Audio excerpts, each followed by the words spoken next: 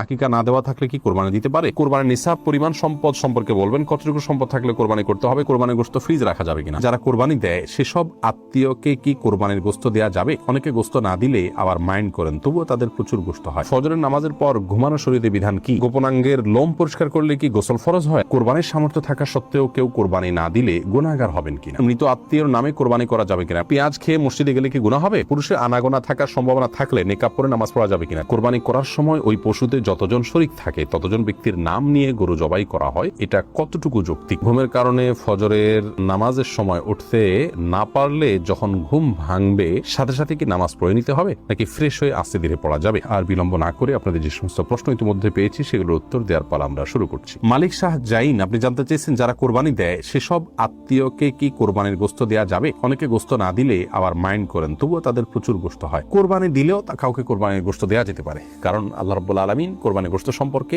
কোরআন কারীমের একাধিক জায়গায় বলেছেন যে নিজে খাও এবং যারা অভাবী নন তাদেরকে, অন্য মানুষদেরকেও দাও, যারা অভাবী মানুষের কাছে চায় তাদেরকেও দাও। তার মানে এখানে আত্মীয় স্বজন যারা সলভেন্ট আছেন, আত্মীয়তার বন্ধন স্বরূপ তাদের জন্য কিছু হাদিয়া আপনি পাঠাতে পারেন, এতে কোনো দোষের কিছু নেই। ফাহিম বিনতে ফারুক জানতে চেয়েছেন পুরুষের আনাগোনা থাকার সম্ভাবনা থাকলে নেকাব পরে নামাজ পড়া যাবে কিনা? জি অবশ্যই, নেকাব পরে সাধারণ অবস্থায় নামাজ পড়া যাবে না, কারণ নবী সাল্লাল্লাহু আলাইহি ওয়াসাল্লাম চেহারা ঢেকে সালাত পড়তে নিষেধ করেছেন এবং নারী পুরুষ সকলের জন্য সেটি সমানভাবে প্রযোজ্য। কিন্তু কোনো ক্ষেত্রে যদি এমন হয় যে আপনি এমন জায়গায় সালাত আদায় করছেন এখানে অন্য পুরুষরা আসা যাওয়া করার প্রচন্ড সম্ভাবনা আছে, তাহলে সেক্ষেত্রে আপনি নেকাব পরে সালাত আদায় করতে পারবেন, যেহেতু এটা বিশেষ ওজর রয়েছে। এর পরের প্রশ্ন করেছেন মাহবুব আলম, আপনি জানতেছেন মৃত আত্মীয়ের নামে কোরবানি করা যাবে কিনা? মৃত আত্মীয়ের নামে কোরবানি করা যাবে, এ বিষয়ে গত নির্বাচিত প্রশ্নোত্তর লাইভে আমরা বলেছি মৃত আত্মীয়ের নামে কোরবানি করা যাবে। রাসূল আকরাম সাল্লাল্লাহু আলাইহি সাল্লামের তরফ থেকে তার ওয়াফাতের বহুকাল পর আলী রাদিয়াল্লাহু তাআলা কোরবানি করেছেন, বাইহাকি মুসনাদ আহমদ শবিনে হাদিসে বর্ণিত হয়েছে, সেজন্য মৃত ব্যক্তির পক্ষ থেকে কোরবানি করা যাবে। কোন কোন উলামা ইকরাম বলেন যে জীবিত ব্যক্তির নামের সাথে অ্যাড করে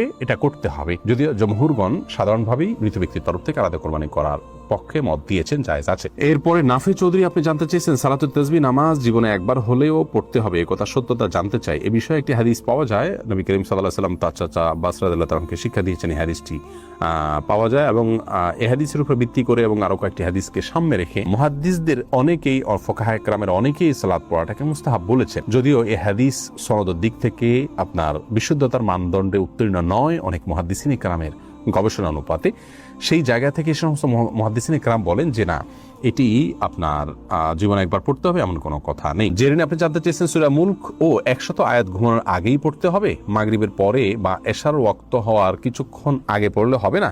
মাগরিবের পর থেকে পড়লেই হবে বোন, এটা ঘুমানোর ঠিক আগ মুহূর্তেই পড়তে হবে এমন কোনো কথা নেই। রাতের যে আমলগুলো আছে শোবার আগ পর্যন্ত, মাগরিবের পর থেকে নিয়ে শোয়ার আগ পর্যন্ত যে কোনো